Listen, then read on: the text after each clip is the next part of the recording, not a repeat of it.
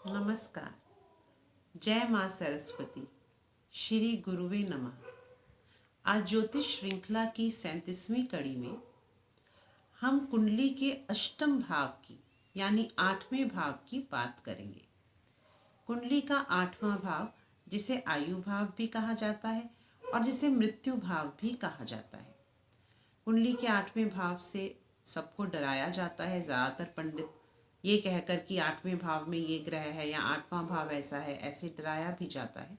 लेकिन कुंडली का 8वां भाव कई तरीके से अच्छा भी है, पॉजिटिव भी है, पर इसकी नेगेटिविटी कई चीज़ों में ज़्यादा है, इसकी नकारात्मकता कई चीज़ों में ज़्यादा है। इसलिए इसको त्रिक भावों की श्रेणी में रखा गया है।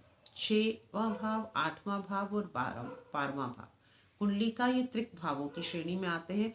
त्रिक भाव क्या है, केंद्र क्या है, त्रिकोण क्या है, जब हम सभी भाव कर लेंगे उसके बाद हम इस पर भी चर्चा करेंगे। तो कुंडली का जो 8वां भाव है, क्योंकि ये मृत्यु का भाव है, ये मृत्यु का कारण, मृत्यु का समय, ये सभी कुछ जो है ये हम 8वें भाव से देखते हैं। और 8वें भाव से हम दुर्घटनाएं भी देखते हैं, जीवन में आने वाली अड़चने और रुकावटें भी देखते हैं। ये सभी जो है इसके साथ साथ ससुराल का भाव, इसलिए स्त्रियों के लिए भाव जो है वो अच्छा भी है, क्योंकि ये सौभाग्य स्थान भी है। ये पति की आयु का भाव है तो स्त्रियों के लिए सौभाग्य स्थान भी है। तो अभी हम इस चार्ट पे देखेंगे, इस चार्ट पे फोकस करेंगे।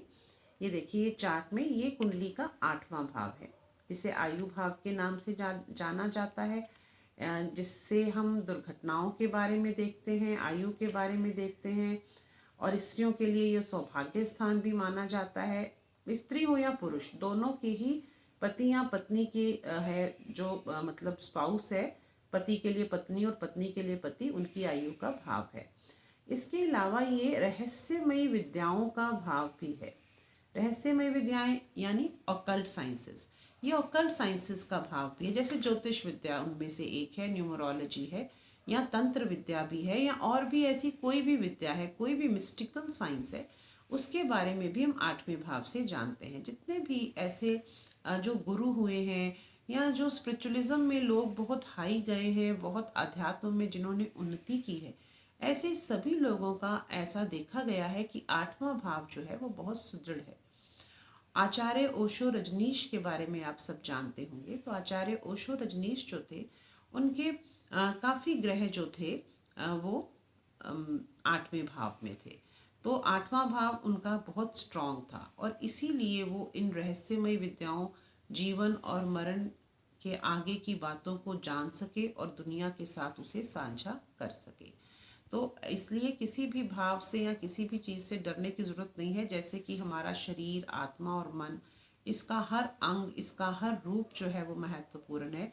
तो कुंडली जो है वो हमारा ही प्रतिरूप है और उसका जो हर भाग है वो महत्वपूर्ण है, और उसकी सकारात्मकता को किस प्रकार बढ़ाना है ये हमारे हाथ में है।